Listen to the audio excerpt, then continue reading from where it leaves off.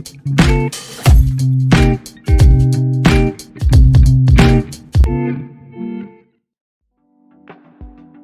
it comes to video editing, this is the best platform talaga, how to showcase or market our business and so on. 'Di ba? Kaya yun yung pinaka the best na na ginagawa ng mga tao ngayon when it comes to TikTok, 'di ba? It's video editing ang pinaka importante and so on. Then ginagamit din nila ang video edits on how to sell and so on, 'di ba? But as of the moment, trend talaga ang video editing kasi nagagamit mo siya halos sa lahat ng platforms. Lahat sa website, pwede sa landing pages and so on.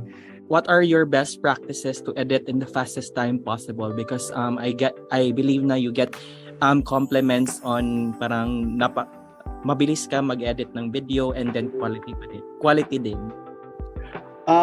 For me, comes to video editing talaga, very important is organization. Kung you have to be organized in all of your files. Before you edit, kailangan nakalatag na siya, nakaplat na kung ano yung mga i-edit mo.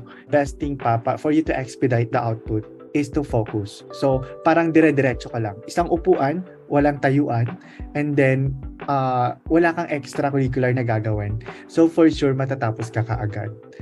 If we download elements like videos or audios for effects sa video, paano po malaman na walang copyright ang elements? Hindi mo talaga rin malalaman kaagad kung walang copyright siya. So, as much as possible, bago mo siya i-download, mag-download ka na lang ng nakalagay na no copyright. Ayun. Kasi that is the safest thing that you will gonna do. And then, yun lang. Anong platform, maybe this pertains to learning platforms, na maganda para maka-learn more about editing? Adobe Premiere. If you really wanted to learn more about Adobe Premiere, you can check on YouTube kasi ang daming tutorials sa YouTube. And then hindi ka matututo if you will not going to practice it, if you will not going to explore, kasi mabilis mo lang makalimutan yan yung pag-navigate ng Adobe Premiere kung hindi mo siya pina-practice.